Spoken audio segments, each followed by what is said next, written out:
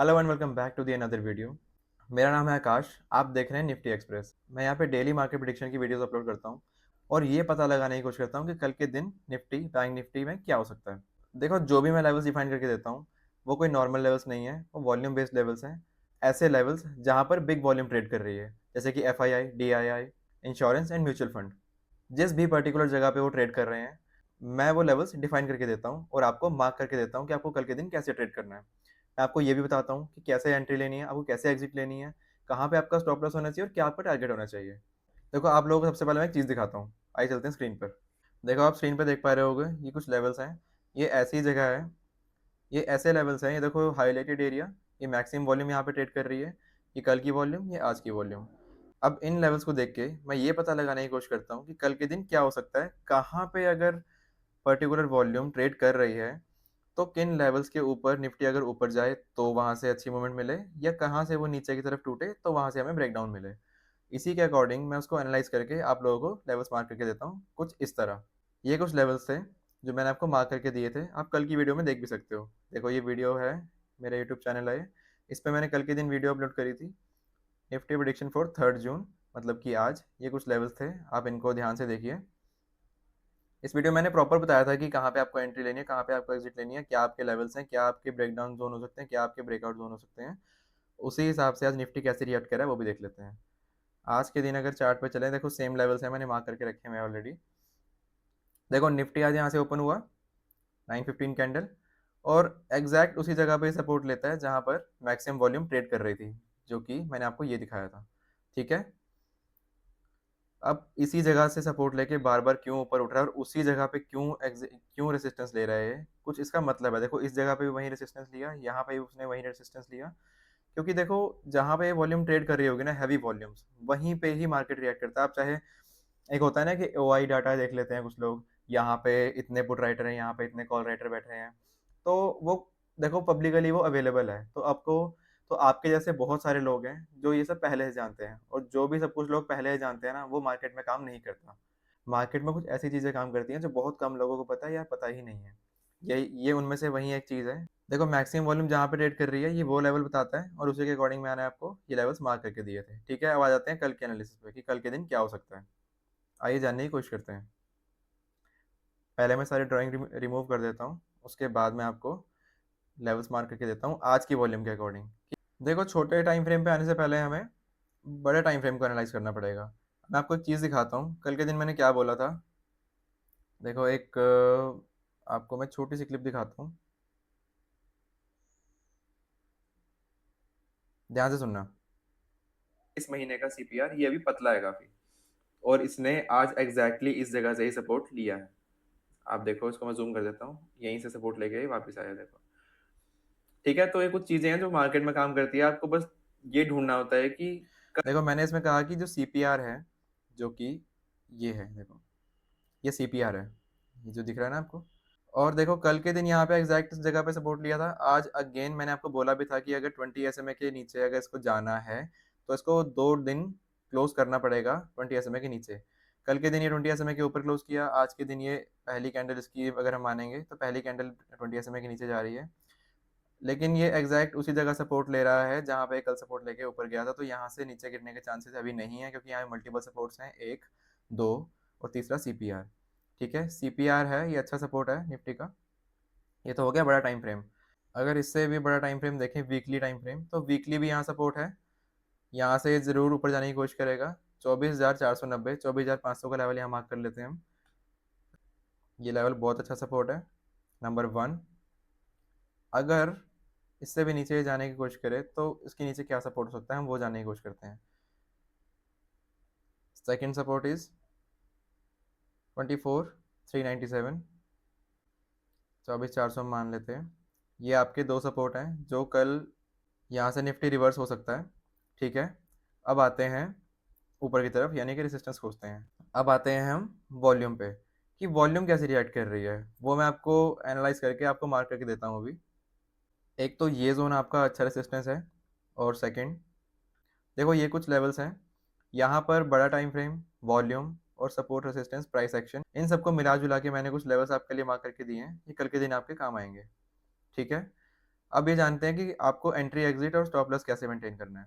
सबसे पहले वो देखो, तीन केस हो सकते हैं: gap up opening, flat opening and gap down opening. Flat opening के केस में आपको क्या करना है? देखो, अगर यहाँ पे ओपनिंग होती है इस एरिया में, तो आपको वेट करना है, या तो यहाँ सपोर्ट ले और ब्रेक करके नीचे की तरफ जाए, या फिर यहीं से रिवर्स होकर ऊपर की तरफ जाए।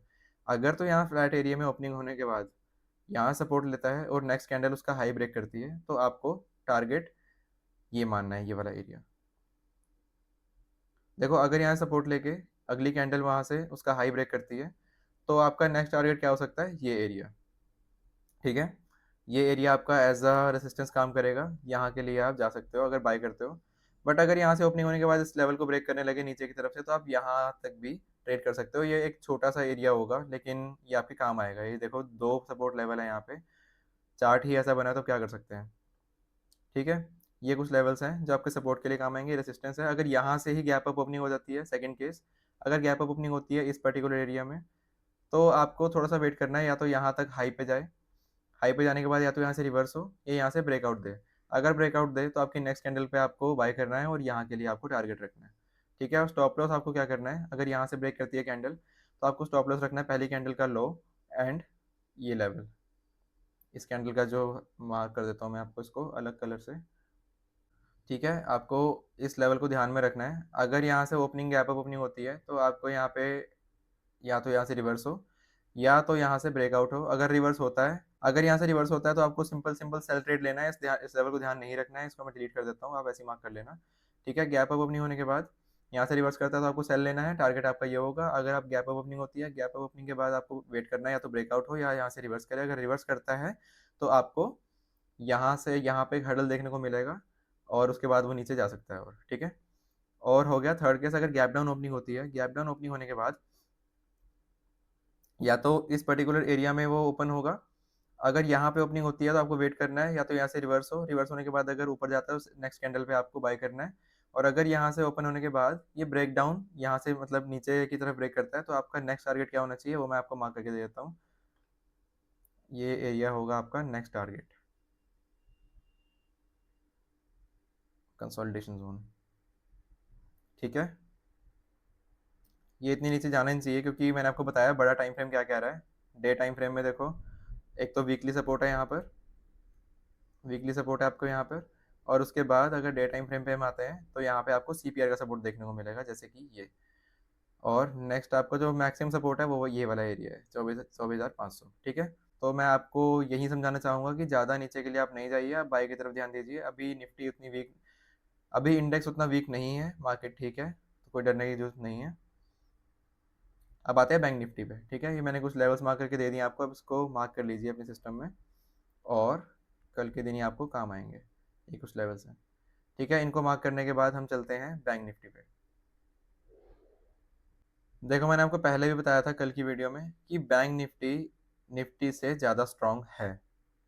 जैसे कि आप देख पा रहे होगे, अगर निफ्टी का मैंने चार्ट लगाया था, तो उसका सीपीआर था जो निफ्टी ने इस लोअर लेवल से सपोर्ट लिया था डे टाइम फ्रेम पे, और बैंक निफ्टी ने इसके अपर लेवल से सपोर्ट लिया है, और 20 एसएमए के भी ऊपर बैंक निफ्टी अभी है। अगर आप निफ्टी देखोगे, तो निफ्टी एक तो 20 एसएमए के नीचे है, प्लस जो है सपोर्ट ले रही है वो सीपीआर के लोअर लेवल से सपोर्ट ले रही है। ठीक है, तो ऐसे केस में आपको क्या करना है? अगर आपको लगता है कि मार्केट नीचे जा रही है, निफ्टी अगर नीचे जा रही है, बैंक निफ्टी नीचे जा रही है, आपको सेल ट्रेड ही लेना है, तो आपको बैंक निफ्टी में नहीं लेना है सेल की तरफ। मतलब आपको सेल ट्रेड बैंक निफ्टी में नहीं लेना है। अगर आपको सेल करना है, तो निफ्टी को करना है। और अगर बाय करना है, ब्रेकआउट अगर ऊपर की तरफ से हो रहा है, ये हाई ब्रेक हो जाता है, तो आपको बाय करना है बैंक निफ्टी में, क्योंकि बैंक निफ्टी ज़्यादा स्ट्रॉन्ग है एज कम्पेयर टू निफ्टी। ठीक है, वैसे ही सेम अगर मैं आपको बताऊं, आज का हाई एक अच्छा रेसिस्टेंस काम करेगा। मैंने आपको बोला भी था, जो अपर लेवल होता है बॉलिंजर बैंड का, वो रेसिस्टेंस के लिए काम करता है। वो वैसा ही आज सेम हुआ है, बैंक निफ्टी ने ऊपर से रेसिस्ट किया है। और जब तक ये बॉलिंजर बैंड इतना चौड़ा नहीं हो जाता जितना चौड़ा ये है, देखो कितना चौड़ा है ना, जब तक बैंक निफ्टी का बॉलिंजर बैंड चौड़ा नहीं होने लगता, तब तक हम ब्रेकआउट नहीं मानेंगे। ये हाई आपका रेसिस्टेंस काम करेगा, जो कि आज एग्जैक्ट उसी जगह से मैं आपको मार्क कर देता हूँ। देखो, ये लेवल आपका रेसिस्टेंस है,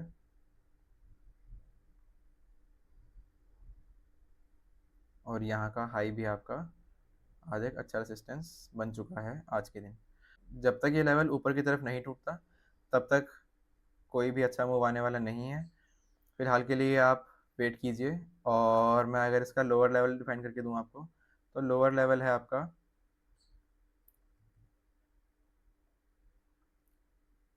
ये एरिया। और आज का जो एरिया है वो भी हमारा अच्छा सपोर्ट है, ये वाला एरिया है। मैं आपको पहले ही बता दूं, ये कुछ जो लेवल्स मैंने मार्क किए हैं ये कोई रैंडमलाइज नहीं है। मैंने इसको एनालाइज कर लिया, उसके बाद ही मैंने आपको ये लेवल्स मार्क करके दिए हैं। और ये बैंक निफ्टी का मैंने वॉल्यूम एनालिसिस किया था, उसी के बाद ये लेवल आपको डिफाइन करके दिए हैं।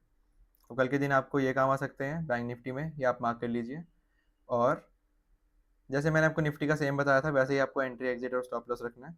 वहीं flat opening, gap up opening या गैप डाउन ओपनिंग के केस में आपको कैसे इन लेवल्स को देखना है, या तो यहाँ से रिवर्स हो रहा हो, या तो यहाँ से ब्रेकआउट हो रहा हो, या तो यहाँ से रिवर्स हो रहा हो, या तो यहाँ से ब्रेकआउट ब्रेक डाउन हो रहा हो, और यहाँ से सपोर्ट ले सकता है या फिर यहाँ से भी नीचे जा सकता है। किस हिसाब से आपको एंट्री एग्जिट और स्टॉप लॉस रखना है वो मैंने आपको निफ्टी वाले एनालिसिस में बता दिया था। आप उसको फॉलो कीजिए, सेम बैंक निफ्टी में भी आपको वैसे ही करना है। ठीक है, आज के लिए बस इतना ही। मिलते हैं अपने नेक्स्ट वीडियो में। Thank you so much for watching. Bye bye.